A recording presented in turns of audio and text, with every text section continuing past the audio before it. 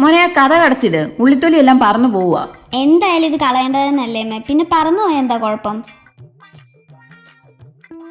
അല്ല അതല്ല ഞാൻ പോയോ, ആരോട് പറയാ? അമ്മ, ആ കഥേന്റെ മേലൊരു പല്ലി ഇരിപ്പുണ്ട്. അമ്മ കഥ കൂട്ടാൻ നേരം അത് വീണെന്ന് പറഞ്ഞ് പ്രശ്നം ഉണ്ടാക്കരുത്. ഞാനെന്തോ പ്രശ്നം ഉണ്ടാക്കാനാ? ഓ, പ്രശ്നം ഉണ്ടാക്കാത്ത ഒരാള് അറിയാതെ എങ്ങനെ ഒരു പല്ലി തന്നെ താഴെ വീണ് കഴിഞ്ഞാൽ അത് ദോഷം. എങ്ങാനും എങ്ങോട്ടെങ്കിലും പോകാൻ നേരം ഒരു പൂച്ച വന്നാലോ, അത് അതിനെക്കാട്ടും വലിയൊരു ദോഷം. മോനെ ഇതൊക്കെ ഓരോ വിശ്വാസങ്ങളല്ലേ? വിശ്വാസങ്ങളല്ല, അന്ധവിശ്വാസങ്ങൾ. ദൈവമേ, ആ പല്ലിയെ കാണുന്നില്ലല്ലോ. ഇനി കൂട്ടാൻ നേരം കറക്റ്റായിട്ട് മേത്തോട്ട് വീഴാനായിരിക്കും. അമ്മ, പഴം തീർന്നായിരുന്നോ? ആ തീർന്നു മോനെ. ഭാഗ്യം, തീർന്നല്ലോ. ഇനി കഴിക്കാൻ തരത്തില്ല. പാവം, പഴം തിന്നാൻ കൊതി തോന്നിയിട്ടായിരിക്കും. അത് സാരമില്ല, നമുക്ക് വൈകിട്ട് പോകുമ്പോൾ കുറച്ച് പഴം മേടിച്ച് വെക്കാം.